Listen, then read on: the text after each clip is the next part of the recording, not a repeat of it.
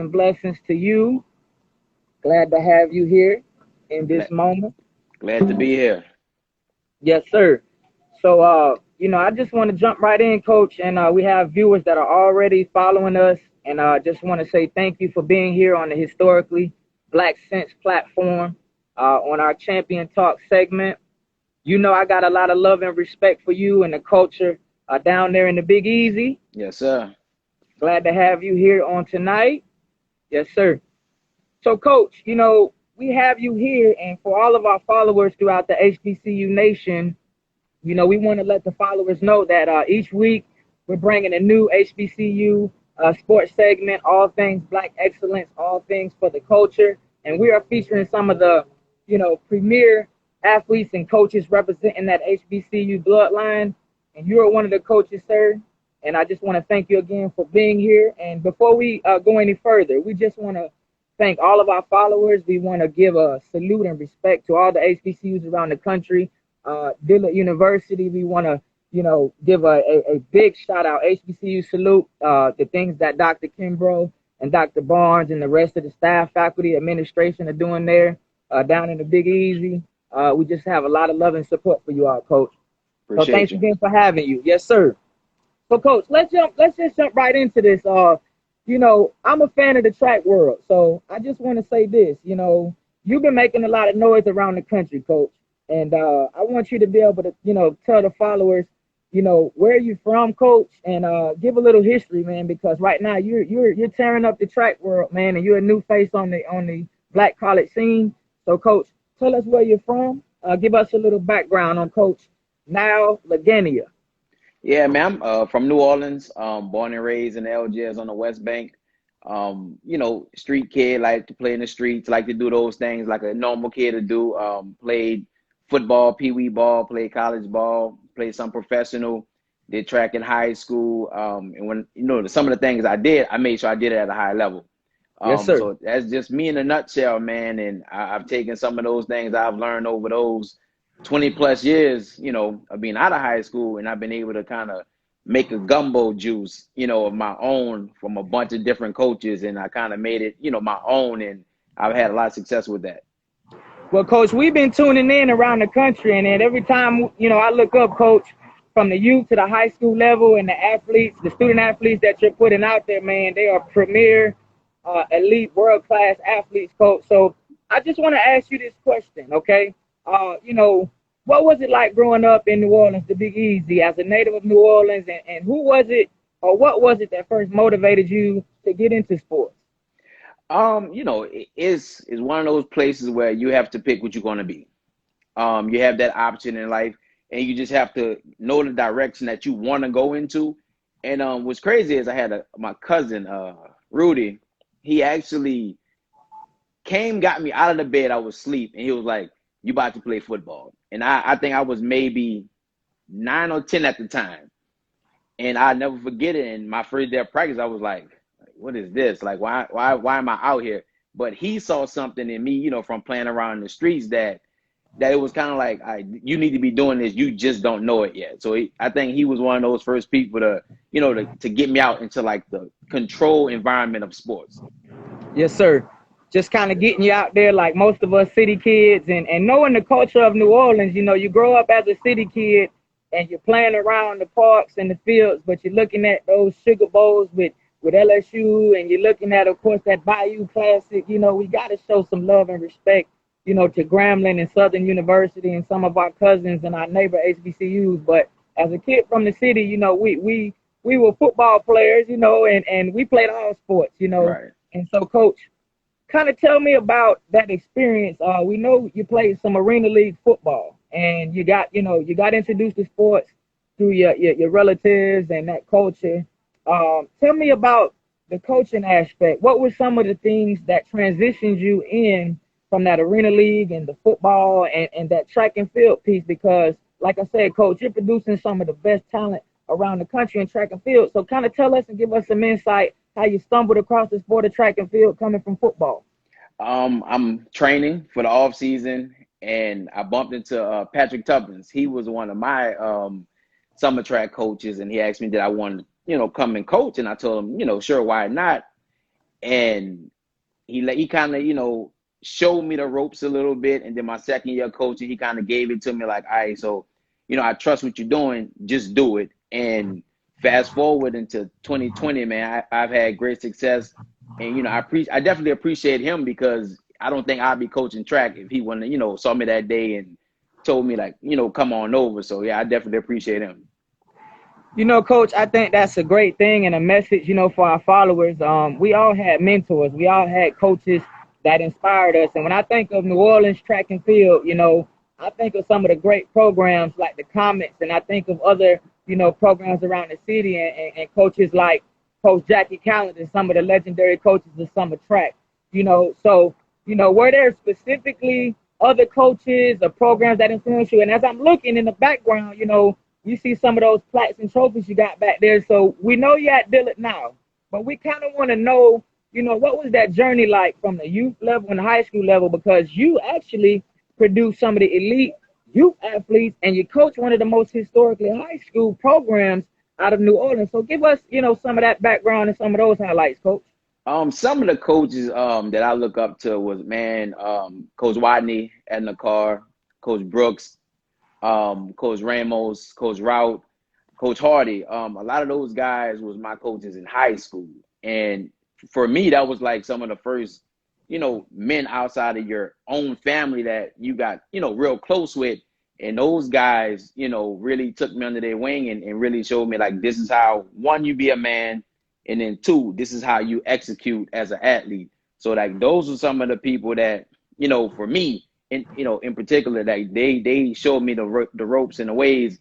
And far as track clubs, man, you know, I love the Road Runners, Miss Kathy, Coach Marvin. You know, those people are people that always look out for me. And I mean, I think New Orleans is up and coming. It's been some years since, you know, we've been up there nationally for as track clubs. You know, Southern Baton Rouge Jaguar, they do really well every summer. But, you know, in a city, you know, I think we're struggling a little bit. But, you know, we're trying to get it there to be national, like MGX and all those guys, you know, to put the kids in a position to be seen. Yes, sir. And, Coach, I got to take my hat off to you. You know, you speak with humility, and you are one of the coaches around the country, and you're always working behind the scenes. Would you say that, you know, learning from those coaches who put in the work on the summer youth level, would you say that you embrace the philosophy as coaches that we have of each one, reach one, teach one? Because you're a very humble guy, and you work behind the scenes, you work from the grassroots level. You know, would you say you learned that from the coaches that you came up under? And, Coach, was there anyone else, you know, in your life that motivated you and gave you inspiration, you know, to thrive, not just on the athletic field, but in the classroom and other endeavors of your life? Was there anyone else? Yeah, absolutely, man. My mom, she was one of those people that pushed me. And, you know, when it just the two of y'all, you know, she has to play and do many different things and wear many hats. And, you know, I just appreciate her for everything. We just celebrated her, man, this past weekend, because she just graduated with her bachelor's in accounting. So, you know, that showed me, like, the time that you took, you pushed, you know, your own needs to the side and put me in the forefront, because I'm the only child, you know. Yes, so the attention was on me. And then, you know, once I'm old enough, she actually went back and, you know, took care of her business. So that was good to see. Yes, sir. Well, you know, Coach, that's a very admirable answer. And I think all the mothers around the world, you know, we definitely have to give our appreciation.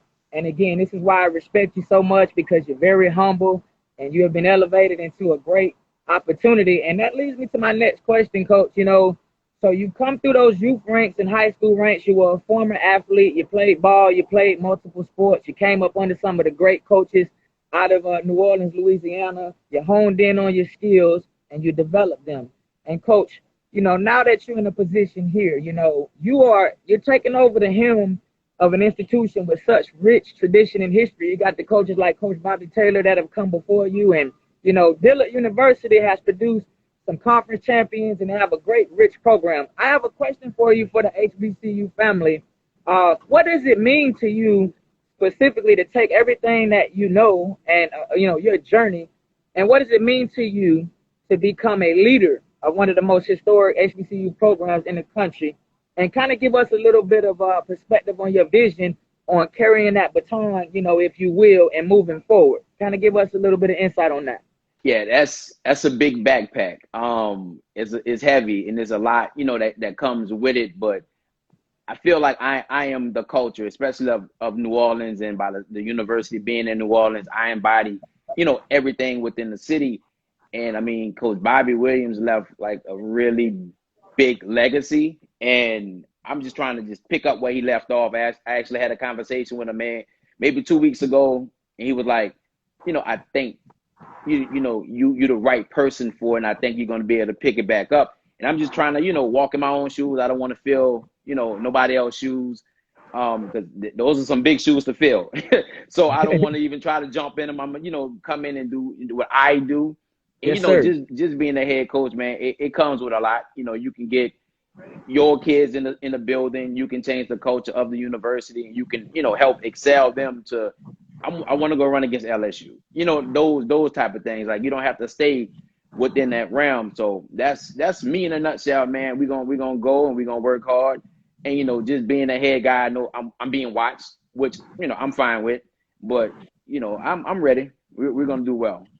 You know, Coach, I wouldn't expect any other answer, you know, than that from you. You know, like I said, you're a very humble coach. You come from the very beginnings and the grassroots levels of this coaching industry. And you've always been one of those guys, you know, to take your lunch box, if you will, to work and just hammer down and nail it in. And it looks like you got a large group down there at Dillard. It looks like, you know, and I want to give a little a backstory for the followers. You know, again, you know, we're talking about a coach that came from the city of New Orleans, who's a native, who's homegrown, who went through that journey, you know, to get from being a student athlete, going through the school system there, matriculating under those summer coaches and honing in on his skills. But I want to kind of let the followers know the athletes that you produce, Coach, have become not only, you know, conference champions or state champions, but these athletes are becoming national champions. They're accelerating to the collegiate level, and they're making history, you know. And so to see you at Dillard, to see you at the next level for the historically Black culture, you know, we're excited, Coach, and we love all the things that you're doing. And again, the culture there at Dillard under the current administration is a great environment for any student athlete, you know, that is looking to compete and attend a historically Black college. And we had a question come in. Is there any advice that you would give to the sports moms or those student athletes that are coming from that youth level who are trying to make it to the next level? Is there anything that you would have for them, Coach? Academics. You can't get into college without those scores. So the ACT is big, SAT is big, and the GPA is one of the biggest things. So I would say just focus on the skill. And once you master that skill, make sure the academics are right, because no coach want to talk to a kid, you know, that's not ready to come in and compete and academically going to struggle. So I would say just focusing on the academic side of it. When I recruit, I'm not worrying about the time. So I'm recruiting the kid, you know, like the overall body of the kid. I don't really care too much about track. I want to get to know your house life, you know, how you feeling, how your mama feeling. Is a single parent home, you know, those things that will affect the outcome, you know, of everything you're trying to do in life. So I don't even focus on the track and field side when it comes to that. So any advice for me would be academics, exclamation point. Yes, sir. And, you know, again, that is an exceptional answer. I wouldn't expect anything less. And for you, Coach, you know, having the academic background, and I want to emphasize this for our followers again. You have an advanced degree, Coach, and you're a city kid, you know. So for those student athletes who think that you only have to do it the athletic route, you know, you are a living example of getting it done inside of the classroom, you know. And so it is important for our student athletes to know that, you know what I mean, Coach? Right. You know, thank you for that, Coach. And, you know, I just want to open up this space right now, you know, for inspiration, you know, and motivation, encouragement, you know, for the culture. Did you always know that you wanted to be, you know, a historically Black head coach per se? Is this something that you wanted to kind of put on your shoulders and carry into the next, you know, the next generation? I think the times that we are in, I think it was an opportunity for me to be able to give back in a way that I've been able to give back, you know, to high school students. And now with Sprint NOLA, my summer track club, now I'm in a position where I can go wherever in the neighborhood and get that kid that look like me, and and put him in a position to where his mom don't have to pay for college, because that's an expensive bill. So just being in that position now, I sit back and I still haven't celebrated it because I feel like I haven't done anything yet. So, just being in that position to give back in that way is way bigger than anything I could thought of. Coach, I love it, and I'm looking forward to the transition and the development, down there at Dillard, and and just again for our followers, your philosophy is, not just allowing those athletes, to perfect their craft in track and field and cross country, but you're trying to develop and change lives. You're going back and reaching back into the community, being a city kid, being a native, and you're allowing those student athletes being a vessel and a vehicle so that they may matriculate, in life, So would I be wrong in saying that your philosophy is more so to be, in a sense, a head coach and a philanthropist? And were there any, in terms of and you spoke of our culture now and the time that we're living in now, Coach, were there any historical figures, from our history that inspired you? We have some of the great leaders, like Dr. Martin Luther King, that came before us, and were there any figures, growing up in New Orleans, in our Black history, that inspired you to be a game changer? It's crazy. Jesse Owens, like it's crazy that you would ask that. He was one of those people that went out and went against the grain a little bit. He was the only person that believed in himself in that time, and no one else did. No one else did. So I kind of take that approach with everything I do, man. Like, it's me against the world. I put my back to the wall and then I work. And coming in now, I'm a rookie. Like, I'm a rookie again. I'm a freshman. So I'm taking that same approach. I'm gonna put my back to the wall. And, we're gonna work until we get up out that corner. You know what, Coach? When I look up, I don't, I have no doubt, that Dillard will be shining bright. Every program that you've been a part of, from Sprint Nola to Edna Carr, you produce champions, and I expect nothing but the same. Now, for our followers, because we're all HBCU personified, is there anything about the Dillard culture that's unique to you that our followers, that may not know from the Dillard culture? Is there anything that that they should know about, that we love our HBCUs and we all have our thing? What is Right. Dillard? What is Dillard's thing? And what would you like for our followers to know about that institution? Now, I've only been here for 2 weeks, right? And it feel like I'm supposed to be here, right? It's like one big, huge family. I've met alumni, not even trying to meet them. And, they come back on the campus and they integrate within that community. And I just feel like it's a big family, and Dr. Barnes has allowed me to be myself.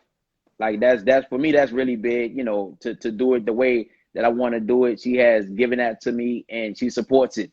And I mean, a lot of times you can't get ADs to do that, and I feel that's really big on her, man. And she wear many hats, and, she still take the time out for her coaching staff, and like, she go out her way to make sure we're good. So just that big family environment, man, I feel wanted. I definitely feel wanted. Well, Coach, I thank you for that. And I want all our followers to know, when you think of Dillard University, I want them to know that you have a president who, he considers himself to be the hip hop president, Yeah. So I'm looking at Dillard, and most people around the South and throughout the country now are looking at Dillard as that urban university. But, you have an athletic director and a president who both hold PhDs, so they're hip hop, they're urban, they're for the culture, they're for our kids, and the matriculation of our students and our athletes, but they are emphasizing academics. Right. And so that's the beauty and what I believe makes Dillard a unique institution. And I believe they picked the right, coach to lead, and take the lead, So, Coach, I'm excited about everything you're doing. We have followers right now that are going to be tapping into this. Is there anything that you would like to say to our followers to just represent and to give them some empowering words? We're going to work. No matter where you see us, we're going to carry ourselves the right way. We're going to walk high, and we're going to work. I can't tell you if it's going to be this year, next year, or the year after, but you're going to hear it. And when you do, we're going to be here, and we're going to be here for a while. And it's funny that you talk about President Kimbrough. Man, as busy as that man is running the university, that man took out at least 15 to 20 minutes of his own time last week to just Zoom with me. Like, no rhyme or reason behind it. We just had a conversation. And I thought that was pretty awesome, for somebody high up like that to pause their day just to speak. Like, we didn't talk about much. He just wanted to introduce himself. I introduced myself. We had a small conversation. But, like, just that's the kind of leadership, you want to be under. Like, everyone is human. So that's you want to feel like he's human. You want to feel like you can reach out and touch him. And I don't feel the robotics, coming from this university at all, man. I think it's going to be a great year. Well, look, I'm looking at Dillard as being, one of those institutions that are going to become a cornerstone, not just in track and field, but in every program. And we just got an update that Xavier University is transitioning out of the GCAC and headed over to the Red River Athletic Conference. And so how do you see that, coach, as being a young coach, a new coach to the conference that's been mainly dominated by Xavier University? Are you looking to, kind of move into that? I know you're humble. You've been holding back, but do you look at that as an opportunity for you to kind of move in and seize the moment and create that champion with Dillard University? I mean, it's kind of like when the Bulls fizzled out, the next champion didn't count, right? So for me, I'm not looking to fill any void because I'm not trying to fill anybody's shoes. We're going to come and work. They're in the conference this year. So we're going to have to compete against them, and we can measure up that way. Sad to see them go, but I get it. A lot of times this is business, more than anything else. But we're going to still compete against them. We're not looking into moving to nothing. We're going to earn what's ours, and we're going to take what's ours. And that's just it. I definitely wish Coach Palmer and his crew, nothing but love and respect. But, we at Dillard, we're going to work, so we're going to work. Yes, That's sir. all I got to say on that one. And speaking of work, Coach, before we kind of, close on out, tell us this, you're working. It's been a pandemic season. How's the schedule looking? Are we looking at cross country? Are we looking at track and field season? And, we must have a Black History fact here on our platform. Now, let's speak of some of the facilities there, because when you think of New Orleans and track and field, I think of City Park. I think of Tad Gormley Stadium. And I don't think most people know this, but Tad Gormley Stadium was the host, I believe, of the 1992 Olympic trials, if I am correct. Mm-hmm. And can you tell us a little bit about where you guys are training, some of the things that you're doing? You don't have to open up the playbook. Like you said, you got the gumbo. You got the pot of gumbo stirring up, and we don't want to give away those, those ingredients. But kind of give us an idea of some of the things you're doing, maybe some of the facilities, those historic facilities, maybe. Give us an idea. We haven't got in the weight room just yet. I'm an outdoor person, and we have a bunch of levees and hills and those kind of things in New Orleans, and we've taken full advantage of those the last week and a half, and we're going to use that to strengthen our bodies, for the whole month of September. We actually went to the track this morning because Lakeshore Drive was closed down back there by UNO. So we got on the track today. We did a little bit of work. But yeah, man, we got a plan. I feel is a good plan. You have to tweak it, as you go based on the needs of your kids. But yeah, we got a plan in place, and I think that we're gonna shock a few people this year. I believe. Well, listen, Coach, I'm just gonna announce this, man. The GCAC, they better get ready, because those Dillard Blue Devils, as Louis Armstrong said, the great, not when the Saints come marching in, but we're going to say when those Blue Devils get to marching in this year, I'm looking for results. I'm looking for that same production of that championship fiber that you come with, Coach, and I expect nothing less, and I know you're going to bring it, So thank you for being who you are, Coach, a great man, a great leader, and one of the young leaders at one of the uprising.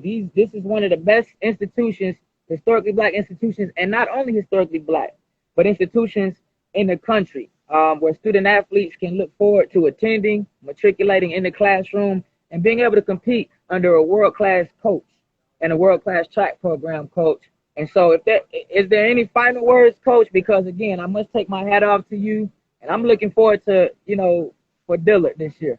Nah, man, my kids, man, my Dillard kids, they working. I couldn't ask for much more. Like, I can't ask for anything more. Like, they're working, they buying in. The buy-in is real. We, you know, some days we at 6 a.m. and everyone that's at that spot for 6 o'clock is there at 5:40. So, you know, the discipline, we're there. And, you know, it's crazy. It's my second week. And, you know, y'all only knew me for 10 days. And the buy-in is there. And I think we're going to have a special year. We're going to train hard. And whatever comes to us at the end of the season, it'll come. If not, we pull our big boy pants up and come back at the next year.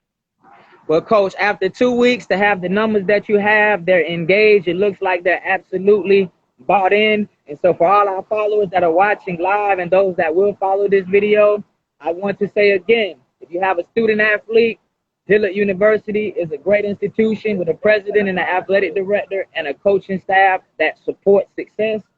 And it's going to be one of the premier programs for years to come. And Coach, before I go, I got to say this.